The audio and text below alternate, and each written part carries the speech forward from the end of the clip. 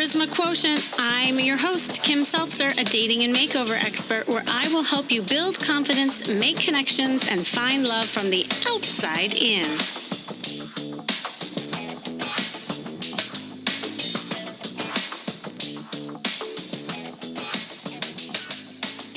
It's probably the biggest cliche in history of dating. You're looking for someone with a sense of humor.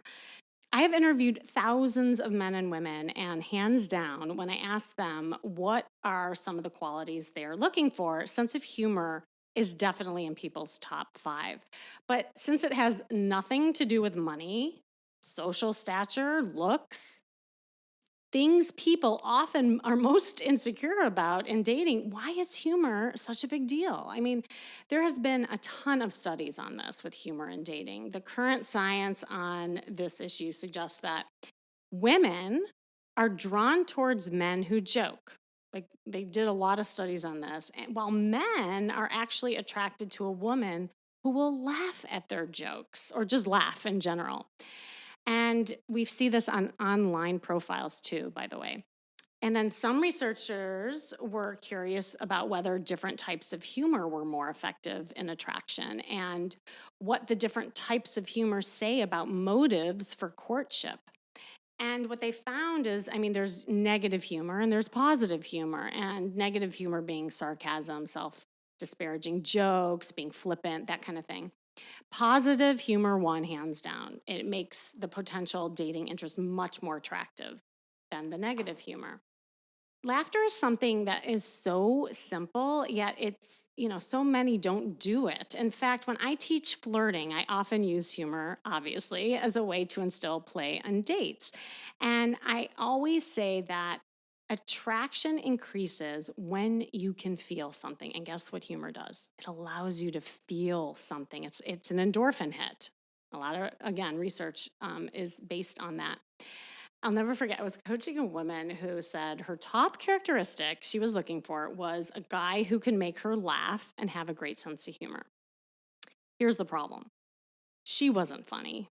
Not only was she not funny, but she was so serious. And it was like every time she was going out on dates, it was like she was sitting there in the audience at a comedy club, being a really tough tough audience member with crossed arms and a sour face, waiting for the men to make her laugh. And we talked about how like attracts like, and for her to implement more levity in her body language, conversations, so that she could allow her humor to come out. And it was actually a big surprise to her. Like, she thought that it had to be the guy that would make her laugh and be more humorous. But in fact, when she was more humorous and light herself, she started attracting that into her life. And so we practiced a ton of stuff. Like, we would, have her tell stories. We would put more emotion in her stories. I had her take an improv class, and she definitely was more fun on dates. So guys ended up liking her more too. So overall, humor compatibility is a real thing, and it impacts attraction, which then goes on in long-term happiness in a relationship, if that's what you choose. So people who share humor have a better chance of a fun and communicative relationship. And you can get through a lot when, like, if you're going through stress in a partnership or whatever situation you're in, when you can see it through with some laughter, it makes a huge difference. So with me today is someone who is going to help me talk about this very serious topic of humor in a scientific kind of way, which I know you intellectual people out there are going to love. He is a behavioral scientist, professional speaker, and expert on scientific study of humor. As the director of the Humor Research Lab, he has spent more than a decade examining the antecedents and consequences of humor. In 2014, he co-authored a book called The Humor Code. He recently launched his second book called Shtick to Business. I love that title. As a professor of marketing and psychology, he teaches graduate courses in behavioral economics for the University of Colorado and marketing management for London Business School, UC San Diego, and University of Colorado. He speaks at Fortune 500 companies, public events, and universities around the world. He also hosts the podcast, which I just had the pleasure of being on, called Solo, The Single Person's Guide to a Remarkable Life. Peter McGraw. Hi, welcome. Kimmy, it's so nice to be here. No, it's nice to be here in your studio. So, here he is a fellow Santa Monica. Now you just moved to Santa Monica, I right? just moved to Santa Monica, yeah. Yeah. So, how do you like it? Well, what's not to like? I know, right? It's nice, especially access to the beach and some outdoor dining during these tough times. I know. I remember when I first moved here from Chicago, and I just couldn't get over the palm trees. Like, I was obsessed with the It's palm like in tree. the movies. It Yeah, is. it's like the movies. And I have to say, after 18 years being here, I still appreciate the palm trees. Even on a stressful day, I feel like I have the ocean and all that. So, yeah, I think you'll feel the same. But anyway, no, I'm super happy to talk about this like concept of humor and dating because it's something that people just they don't think it's as important as all the intellectual stuff. So I would love actually for you to share more about like your background and like how did you get into studying humor? Sure, yeah. And Yeah. I agree with you that people they value it, but they don't know how to think about it. Yeah, And, s- exactly. and so Exactly. your story about this woman, I think, is an enlightening story because she's like, I value this. I know I want it in a potential partner, but she doesn't know how to go about facilitating it because she doesn't really understand what goes into good comedy. Right, right. And so I actually, I mean, I really stumbled on this topic. It wasn't something I said. I wasn't the person who just was obsessed with comedy my whole life and looking for an opportunity to crack the humor code. I mean, of course, I appreciated comedy. I fancied myself as funny, at least by professorial standards, which are pretty low. And That's so, funny, actually. thank you. Thank you Very, very much. very low bar. Right. But I was doing work on what ended up, in hindsight, being a related issue, and that is I was doing research on what makes things wrong Oh. and moral psychology. And what I didn't know at the time and had to figure out is that wrongness plays a big role in what makes something funny. And so once I recognized that there was a question, what makes things funny? It's an age-old question. It goes back 2,500 years to Plato and Aristotle. Immanuel Kant has written about it. Thomas Hobbes, Sigmund Freud, people way, way smarter than me have tried to crack the humor code, but they didn't have what I had, which was the ability to run experiments. And I had been a behavioral scientist studying what ended up being in some ways kind of adjacent areas, studying emotions and decision making and so on. And so when I jumped into this topic, followed very closely, actually hand in hand with a graduate student, Caleb Warren at the University of Colorado at the time, when we looked at the existing theories, the explanations, they all were lacking in some way. And the work that we've done in Hurl, the Humor Research Lab, I call it I think affectionately that's call it actually Hurl. funny too. Thank you. Is the things that we find funny, and I want to be clear. It's important to understand what makes things funny in order to understand the value of funny. Yeah. Yeah. Right? And so the things that we find funny are wrong yet okay, are threatening yet safe, or as we call them, benign violations. Okay? Now, a benign violation theory is a very useful theory because it helps explain puzzles. So, Kimmy, I know you like your models, you like your theories. The usefulness of a theory is not whether it's right or wrong, it's whether it's useful to answer questions. That is, that you can use it in valuable ways.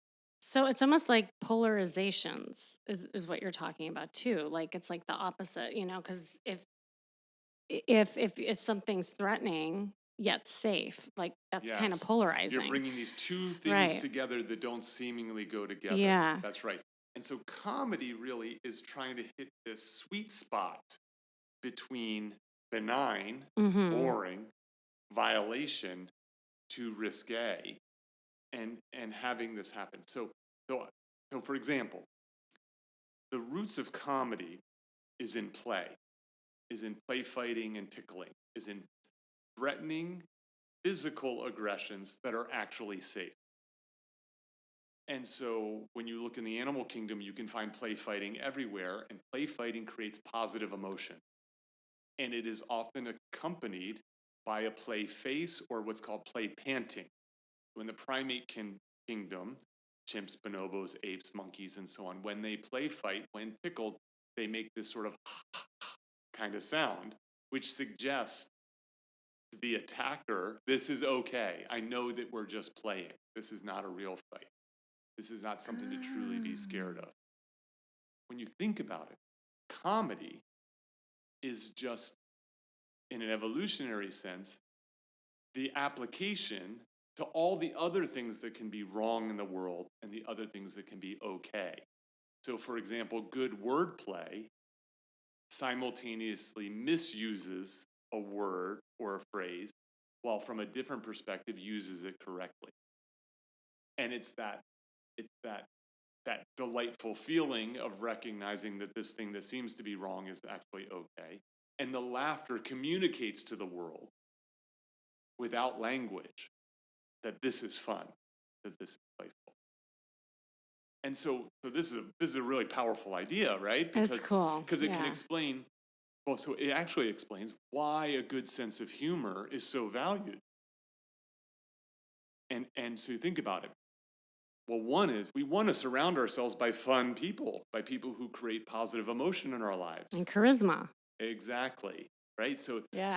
why not, all things equal, why wouldn't you choose a funny person? Because they're going to delight you more often than a non-funny person. The second one is that comedy can be a form of coping. Yeah. And so it's a tough world out there. Right. There's a lot of suffering. There's a lot of challenge. There's a lot of violations. There's a lot of tragedy. Well, if you are spending time with people, dating, friends, family, who are good at taking tragedy and converting it into comedy, taking the violations and making them benign, not only do they make the world more delightful and fun, they can help you transform the way you see and feel about the world when you can laugh in the face of that. And then the last one I think is especially important, and that's this. Because what's funny and what's not funny is not objective. It's completely subjective. And so when I make a joke or a quip and you laugh, or vice versa, especially and vice versa, it suggests that we see the world in a similar way. We have a similar lifestyle, a similar set of values that that we're going to get along, not just in funny situations, but in many other types of situations. And so it's no surprise that people are seeking this skill in their social relationship. I love how you just spelled that out so scientifically. I didn't know humor could be so scientific. I didn't even need PowerPoints. Yeah, that was awesome. So here's a question. I would love for you to explain, because there is a fine line with humor. And a lot of times humor can be used in the wrong way, especially when it comes to dating. I've been out personally, where guys will, come up to me or my friends, or if I'm with clients, and it's almost like they're on the stage, and it becomes almost like they're performing rather than just being real. And can you talk a little bit about that, that fine line between good humor and bad humor when it comes to attraction? Absolutely. So, so let's go back to the benign violation theory. Yeah. I could keep my professor sport coat on with the patches on the sleeves for a moment. So there are two ways that you can fail in comedy, right? You can be too boring, you could be too benign, or you could be too much of a violation. Right? And so you're trying to sort of thread the needle, so to speak, which is very difficult to do. But there is also value in authenticity when it comes to comedy. So the way I think about it is this. Yes, of course, you want to make a date laugh, or make a friend laugh, or make someone new in your life laugh. However, if you have these canned jokes that just sort of generally work, you're not really being the person who you are. And so I have really counterintuitive advice, and it's this: talk about things that you think are funny. Oh, I get that. Yes. And if the person across from you doesn't think they're funny, then they're probably not going to be a good person to connect. And so there's sort of this, what happens is there's this revelation that can happen where you're not where you're like, okay, I'm executing a script. Well, he didn't like Mm-hmm. joke A, so I'm going to move to joke B, and then joke C. You know what I mean? Like where you have this arsenal or this Yes. quiver of I jokes that see you're that happen using. a lot. Yeah. Yeah, Yeah. that's not. Look, that works great for a stand-up special, Right. but it doesn't work well for these real improvised, impromptu experiences that we have. And when you get to it, most of life is improvised. And so I think that, again, now this in no way allows you to justify being too risque, sexist, racist, insulting, and so on. Like people will often hide behind a joke as a way to be mean. This is not that. It Right. is meant to be playful. It's meant to be fun. It's, as you mentioned in your introduction, it works best when positive, and uplifting and uniting in that way. But I do think the world will reward authenticity, especially in the long run. I really like that because I know you and I on your podcast were talking about authenticity and how there's all this shape shifting happening, especially when it comes to like the people who tend to be people pleasers. And what I like about what you're saying is even using humor as a way to come from a place of what they think is funny, what they like, and Mm-hmm. it's their identity, right? Versus what do I think is funny? Yes, And so this because is a great tool to use for that. absolutely. So I don't know. Back in the early 2000s, there was sort of this rise of the pickup artist, Oh yeah, I right? okay. Do you know that I actually spoke at the pickup artist, Did you so, really? which was so like not me, but it was kind of fun to see that world. I'm Like sure you did them a favor. I think, well, they were definitely interested that I didn't have the lines or the book or the game Yes, that they all that's right. use. Yeah, for it. Yeah. Yeah. So I've always so I think I have a mixed opinion about pickup artist culture. On Hmm. one hand, what I like about pickup artist culture is it teaches confidence. It gets people to try. And I think that an average person struggles meeting people because they just don't try enough. I agree. I agree.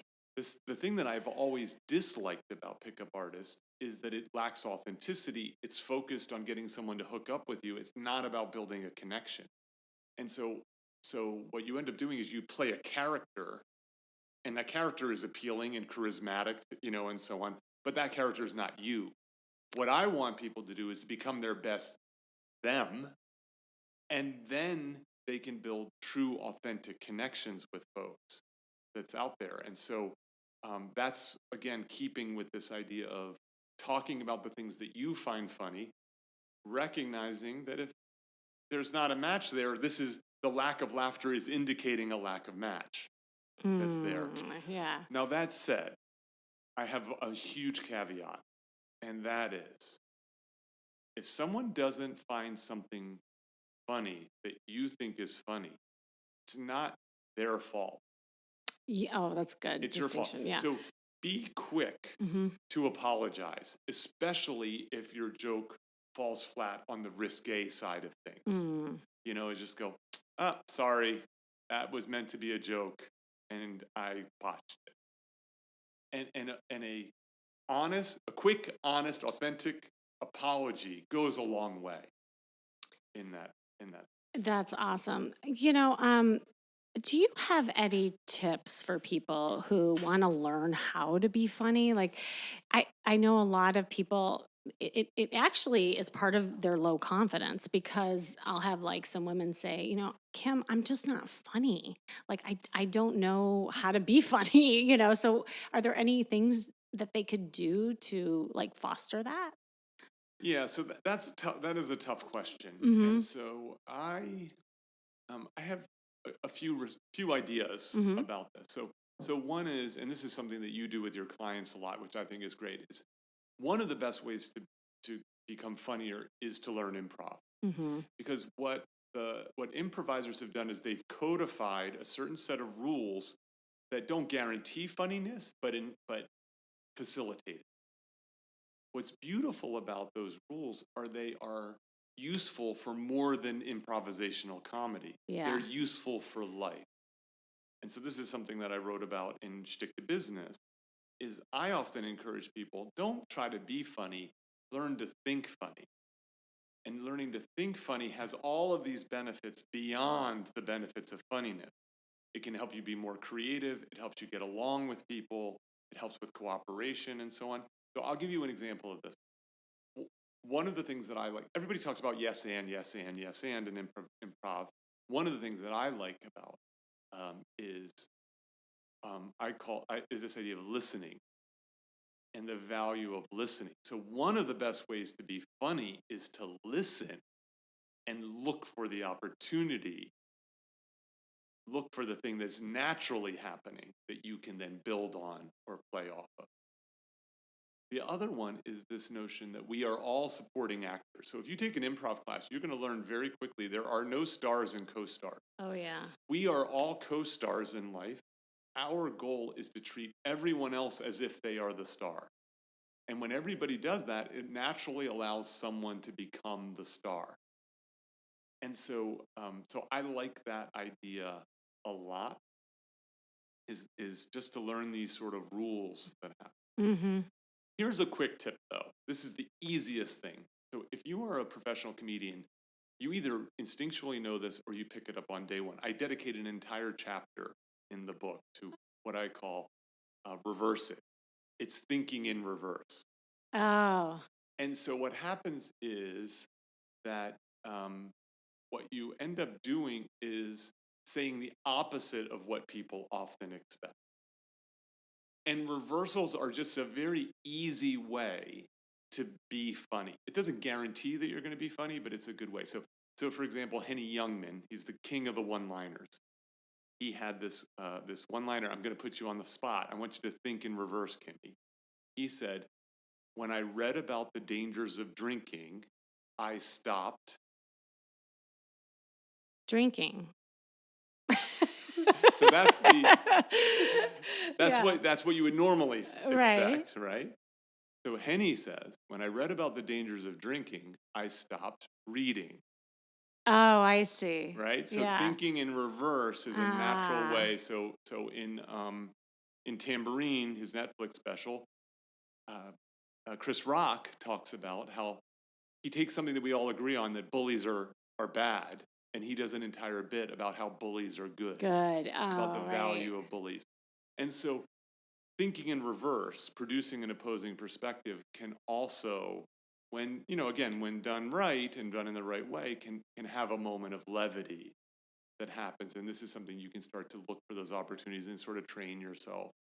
I order think to that's do that. great. And I think along those lines, and this is something that I know that I've done or taught clients, is like just saying an embarrassing story. Oh, yes. Like coming from a place of embarrassment also has that kind of like whimsical, funny, paradoxical effect on, what you're saying. So I'm actually glad yeah. you brought that up, because that notion of authenticity, I Uh-huh. think, is a great way. Because you know why? Life is messy. Yes. We're imperfect creatures. Right. And so it's really counterintuitive, but it is confident to be able to express your imperfections. Mm-hmm.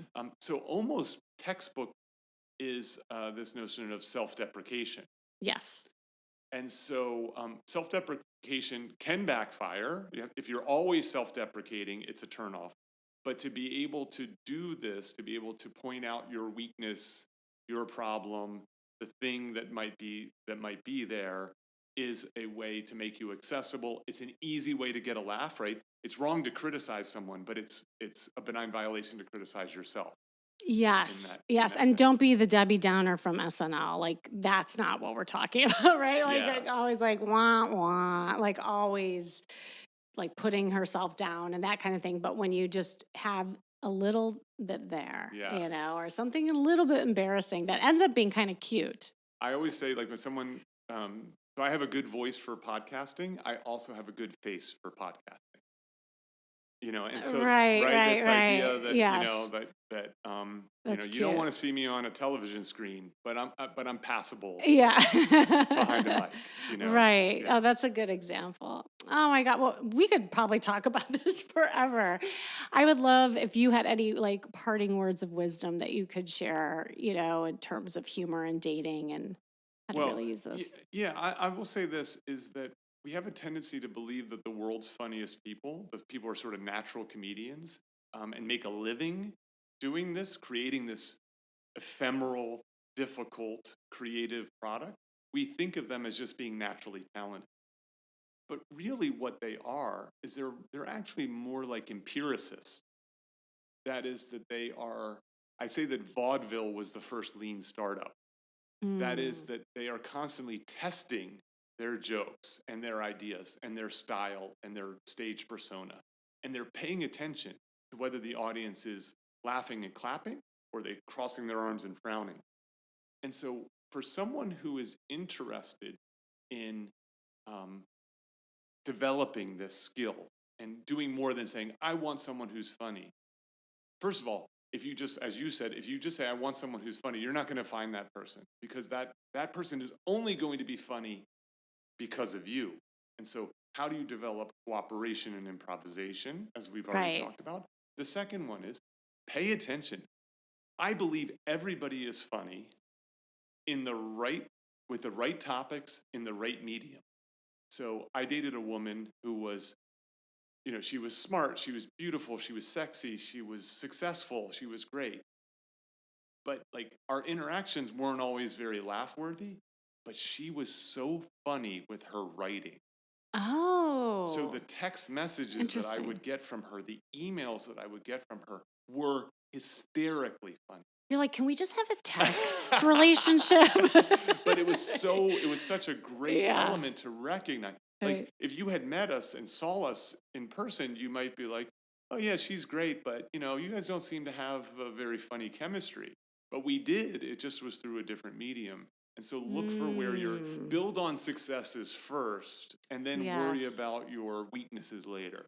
And that humor can come from a lot of different places. It doesn't have to be necessarily the comedian or, The to your life of the point, the life of the party and all party. those Yeah, kinds of things. That's right. that's awesome. Oh, well, Peter, this is great. Where can everyone find you? You can find me at petermcgraw.org, and pretty much everything is there. I am on LinkedIn, also Peter McGraw, Twitter, Instagram. Happy to connect with people. Awesome. So thanks for joining me today. This has been the Charisma Quotient. I'm your host, of course, Kimmy Seltzer. And remember, you can build confidence, make connections, and find love from the outside in. And make sure you go to my site, as always, kimmyseltzer.com. And if you listen to this and you thought to yourself, I do need to lighten up and tend to be a little bit more on the serious side, then I have just the remedy for you. Coming up, starting this Monday, January 25th, I am doing another 5-day free Flirt Accelerator Challenge to help you ladies flirt and have fun with everyone. And if you have a hard time being playful or feel shy or awkward when it comes to putting yourself out there, this challenge is for you for sure. Now, I know what you're thinking, Kim, I'm way too shy to flirt, or I don't want to look like one of those hopeless women who just flirts with anybody. But don't worry, I have got you. I'm going to teach you how to bring out your best, most authentic, and sexy self while also not looking desperate. Check out the show notes, sign up for free. You got to click the link and register. And I hope I will see you January 25th for our first lesson together. Can't wait.